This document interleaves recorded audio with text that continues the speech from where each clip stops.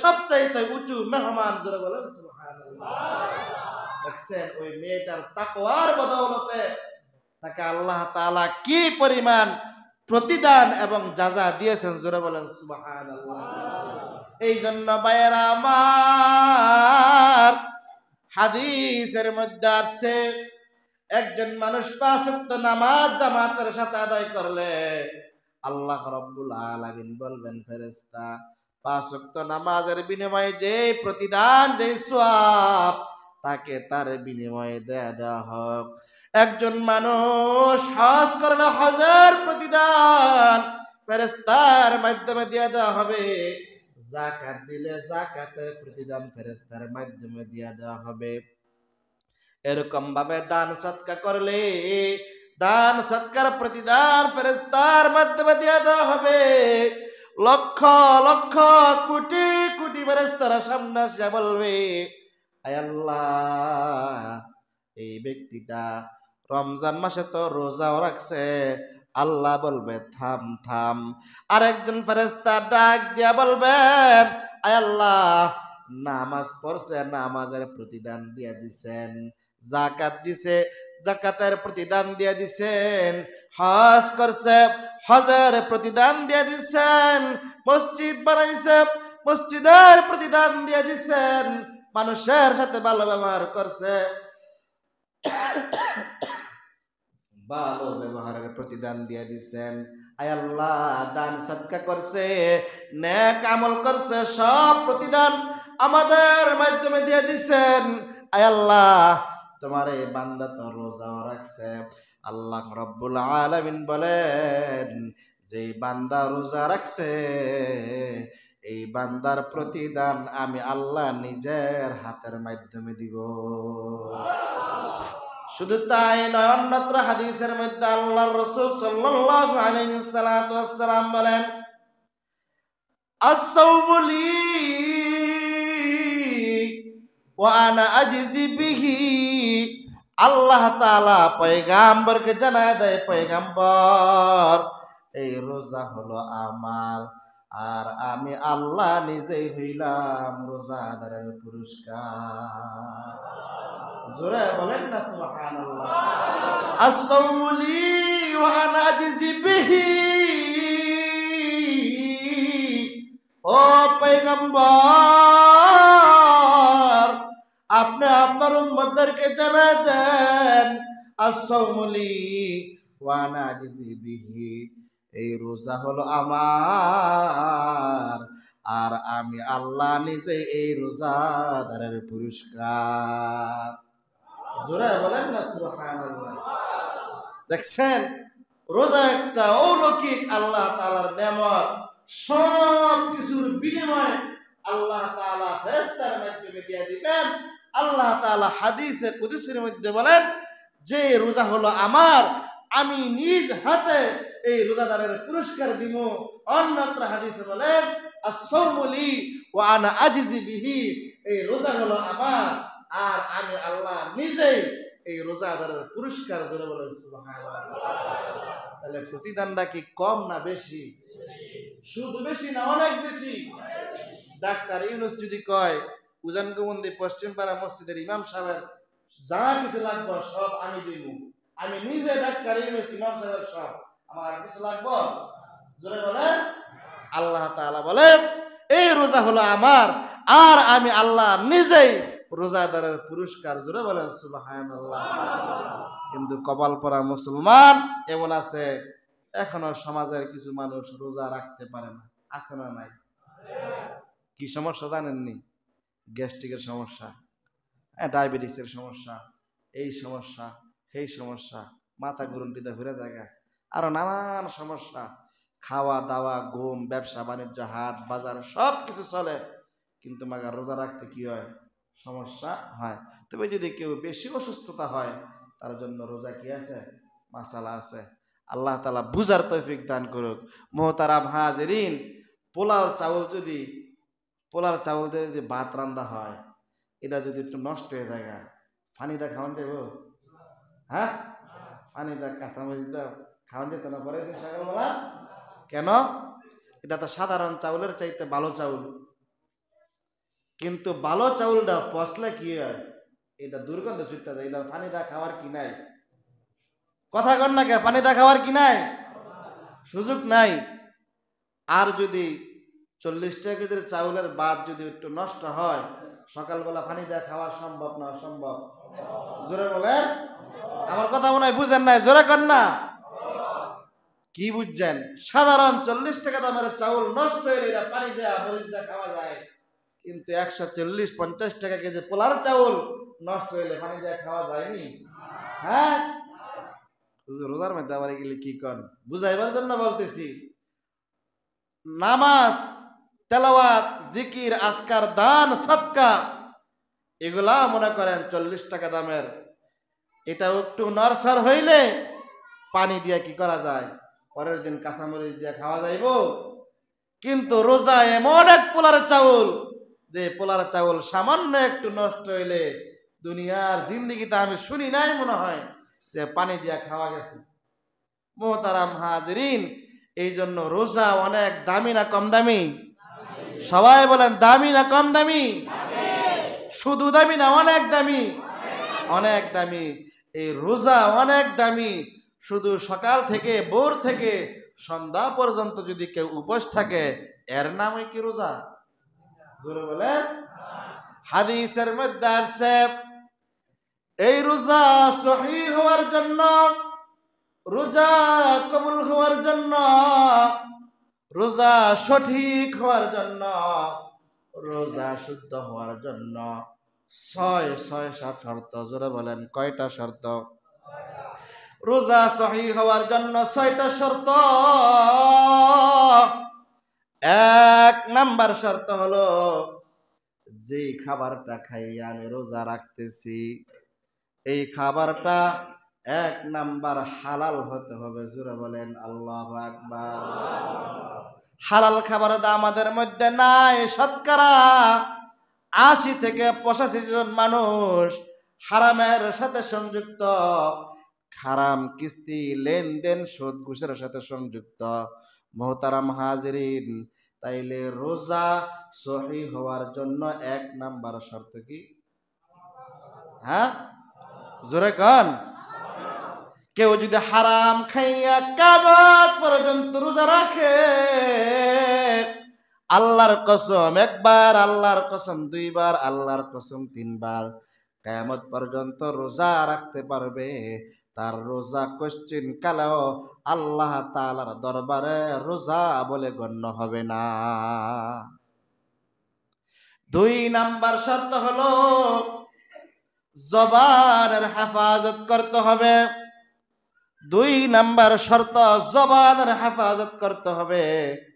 জবান দিয়া মানুষ দ্রুত, অতি তাড়াতাড়ি, জবান দিয়া মানুষ দ্রুত গুনাহ কামায়, জবান দিয়া মানুষ দ্রুত জাহান্নামের মধ্যে বিল্ডিং বানায়, জবান দিয়া মানুষ দ্রুত আল্লাহ তাআলার রাগ গুসা তুইলা ধরে, জবান দিয়া মানুষ আল্লাহ তাআলার গায়ের মধ্যে রাগ তোলায়, আল্লাহ তাআলার কুদরতি দেহের মধ্যে গুসা তুইলা ধরে।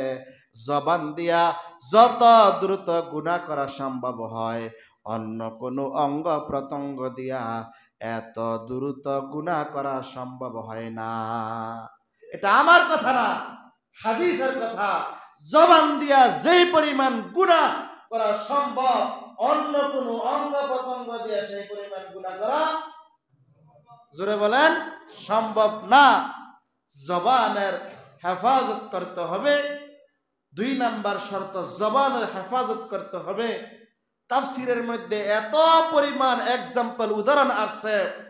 এই যে 1 নাম্বার শর্ত হালাল খাবার নাম, যদি হালাল খাবার নিয়ে 1 বছর আলোচনা করি, অর্থাৎ 52 সপ্তাহ জুমার দিন আলোচনা করি, তারপর ওই হালাল খাবারের শেষ হবে না। সংক্ষেপে বলে দিলাম, যত দূর পারি হালাল খাবার চেষ্টা করব। 2 নাম্বার শর্ত কি কোন? জবানের হেফাজত করা।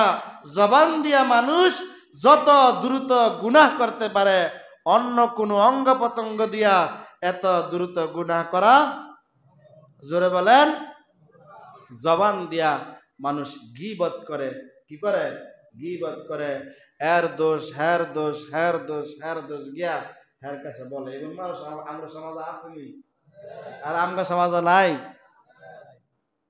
জবান দিয়া মানুষ গীবত করে, এই গীবত অন্যজনের শুনতে এত মজা লাগে, খাসির গোস্তা ভাত খাইলে কি লাগে না, এত মজা লাগে না। যদি কয় আরে ভাই তোর কাছে যে আমি কইতাছি তুই গেলে আমি কইতে কইস না, কয় ভাই আমার লাগে কথা কোয়া মানে সোনালী ব্যাংকে থোয়া দুইটা কি, জোরে বলেন, আমার লাগে কইস তার মানে সোনালী ব্যাংকে কি থুইস, তার মানে তুই কয় কোনো সমস্যা নাই। 10 মিনিট পরে যার নামে কইছে কিও ভাই, হ্যাঁ দিয়ে গিলে গিলে কয়ে গেল কিন্তু মানুষের জাতি না, বুঝছেন, সোনালী ব্যাংকের থেকে কি করে লাগছে, বার করে লাগছে। তাহলে 1 নাম্বার কি করতে হইব, হালাল খাবার খেতে হবে। 2 নাম্বার জবানের হেফাজত করতে হবে, গীবত শিকায়ত থেকে আমাদেরকে হেফাজত থাকতে হবে। গীবত এমন এক মারাত্মক গুনাহ, এই ছেলেটা মাদ্রাসায় পড়ছে সে জানে, হাদিসের মধ্যে আসছে আল গীবাতু আসাদ্দু মিনাজ জিনা, আল গীবাতু আসাদ্দু মিনাজ জিনা। একটা মেয়ের সাথে সরাসরি আপনি মিলামেশা করলে যেই পরিমাণ গুনাহ হয়, অবৈধভাবে যদি কোনো যুবক কোনো যুবতীর সাথে মেলামেশা করলে যেই পরিমাণ গুনাহ হয়, হাদিসের ভাষ্যকার অনুযায়ী আল গীবাতু আসাদ্দু মিনাজ জিনা, গীবত এর চাইতে মারাত্মক গুনাহ। জোরে বলেন নাউজুবিল্লাহ। আমার কথা বুঝছেন আপনারা? একটা 16 বছরের যুবতী 20 বছরের যুবকের সাথে একাধিকবার মিলামেশা করলে অবৈধভাবে যে গুনাহ, গীবত করলে এর চাইতে মারাত্মক গুনাহ, এর চাইতে কঠিন গুনাহ। আর গীবত করলে আল্লাহ রাব্বুল আলামিন এমন কঠিন শাস্তির সম্মুখীন করবেন, যে কঠিন শাস্তির সম্মুখীনের ব্যাপারে আমরা এই চোখ দিয়া ধারণা করতে পারি না, আমরা জল্পনা কল্পনা করতে পারি না। হাদিসের মধ্যে আসছে মাই আজমান আলী বাইনা লিহইহি ওয়া মা বাইনা রিজলাইহি আজমান লাহুল জান্নাহ। জোরে বলেন সুবহানাল্লাহ। কত একটু তিতা লাগবে, কি লাগবে, জোরে বলেন, কত তিতা লাগবে। তিতা কথাটা একটু হজম করানো লাগবে। কি করানো লাগবে? তিতা কথাটা যদি আপনি হজম কইরা মানতে পারেন, যদি না মানতে পারেন এটা ডিলাদা সামনে ফালাই থন, কিন্তু বিরোধিতা করার কোনো কি নাই, সুযোগ নাই, বিরোধিতা করার কোনো কি নাই। কথা বলবো কার জন্য? জোরে বলেন কার জন্য? আল্লাহর জন্য। আল্লাহ রাসূল বলেন, সুন্দর করে বুঝেন, মাই আজমান আলী বাইনা লিহইহি ওয়া মা বাইনা রিজলাইহি আজমান লাহুল জান্নাহ। জোরে বলেন সুবহানাল্লাহ। ভাইরা আমার, আল্লাহর পয়গাম্বর জানায় দেয়, যে ব্যক্তি 2টা জিনিসের হেফাজত করবে, যে ব্যক্তি 2টা বস্তুর হেফাজত করবে, যে ব্যক্তি 2টা জিনিসের হেফাজত করবে, আমি আল্লাহর হাবিব ঘোষণা দে ওই ব্যক্তিকে জান্নাতে নিয়ে যাওয়ার জিম্মাদার হয়ে যাব। আল্লাহর রাসূল বলেন, মাই আজমান আলী বাইনা লিহইহি ওয়া মা বাইনা রিজলাইহি আজমান লাহুল জান্নাহ। যে ব্যক্তি 2টা জিনিসের হেফাজত করবে, আমি আল্লাহর পয়গম্বর ঘোষণা দেই ওই ব্যক্তিকে জান্নাতে নিয়ে যাওয়ার জিম্মাদার হলো আমার। 1 নাম্বার, 2 চোয়ালের মাঝখানে একটা জিহ্বা আছে, যে ব্যক্তি এই জিহ্বাটার হেফাজত করবে, আল্লাহর পয়গম্বর বলেন এই ব্যক্তিটাকে জান্নাতে নিয়ে যাওয়ার জিম্মাদার হলাম আমি। জোরে বলেন না সুবহানাল্লাহ। এই জন্য হালাল খাবারের দরকার আছে না নাই? এই জবানের হেফাজত করার দরকার আছে না নাই?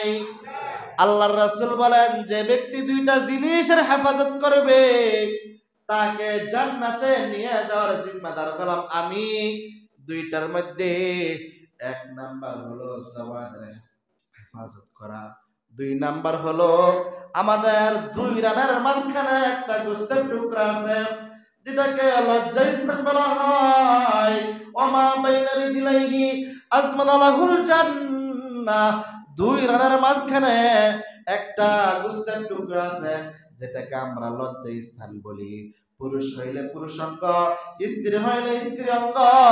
আল্লাহর রাসূল বলেন, যে ব্যক্তি এই লজ্জা স্থানের হেফাজত করবে, আমি আল্লাহর পয়গম্বর ওই ব্যক্তিকে জান্নাতে নিয়ে যাওয়ার জিম্মাদার হয়ে যাব। যে ব্যক্তি দুইটা জিনিসের হেফাজত করবে, 1 নাম্বার জবানের হেফাজত, 2 নাম্বার লজ্জা স্থানের হেফাজত। আল্লাহর পয়গম্বর জানায় দেয়, তুমি জান্নাতে কিভাবে যাইবা চিন্তার কোনো কারণ নাই, পেরেশানির কোনো কারণ নাই। আমি নবী ওয়াদা দিলাম, আমি তোমাকে হাতে দইরা দইরা জান্নাতের মেহমান বানাই দিব। জোরে বলেন না সুবহানাল্লাহ। এই 6টা শর্তের কয়টা শর্ত গেল? 2টা গেছে। কয়টা? বাইরের মাইকটা বন্ধ করে দাও। 2টা শেষ করে দিব। 2টা শর্ত গেছে। 1 নাম্বার হালাল খাবার খেতে হবে। 1 নাম্বার কি খাইতে হবে? জোরে কান।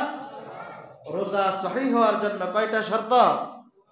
6টা শর্ত। কয়টা শর্ত? রোজা সহিহ হওয়ার জন্য কয়টা শর্ত? সবাই বলেন। 1 নাম্বার শর্ত কি? আবার বলেন। 1 নাম্বার শর্ত হালাল খাবার খেতে হবে। 2 নাম্বার শর্ত কি? জবানের হেফাজত করতে হবে। এই জন্য কমাস কম এই রোজার মাসে কেউ যদি আপনার গীবত, অপরের গীবত আপনার কাছে বলতে আসে, আপনি কইবেন, ভাই আমি রোজা রইছি, হুদায় হুদায় গীবত টিবত কি কইস না। কথা বুঝেন নাই? যদি আপনি শুনেন, আপনার শুনলো, আপনার রোজা কি হয়ে যাব? হালকা হয়ে যাব। গীবত বলাও যাইব না, গীবত কি শোনাও যাইব না। অবসর টাইমে রোজার মাসে সময় কাটে না, আছে না এমন? রোজার মাসে কি কাটে না? সময় কাটে না। লুডু খেলায় আসেনি, ক্যারাম বোর্ড খেলায়, ক্যারাম বোর্ড তো সারা বছরই খেলায়, লুডু খেলায়, একটু আড্ডা মারি, ও বাতাস গিয়ে বয়ে থাকে, হ্যাঁ একটু আলাপ করার নিয়তে যায়। আরে ভাই, আপনি রমজান মাসে একবার সুবহানাল্লাহ বলেন, আপনার আমলনামায় আল্লাহ তাআলা 70 বার সুবহানাল্লাহ বলার সওয়াব আপনার আমলনামায় দিয়ে দিবেন। রমজান মাসে 1 ওয়াক্ত নামাজ পড়লে আল্লাহ তাআলা 70 ওয়াক্ত নামাজের সওয়াব আপনার আমার আমলনামায় দিয়ে দিব। রমজান মাসে একবার আল্লাহ বললে 70 বার আল্লাহ বললে যে সওয়াব, এই সওয়াব আপনার আমার আমলনামায় দিয়ে দিব। রমজান মাসে 1 রাকাত নফল নামাজ পড়লে রমজানের বাহিরে একটা ফরজ আদায় করলে যে সওয়াব, এই সওয়াব আল্লাহ তাআলা আপনার আমার আমলনামায় দিয়ে দিব।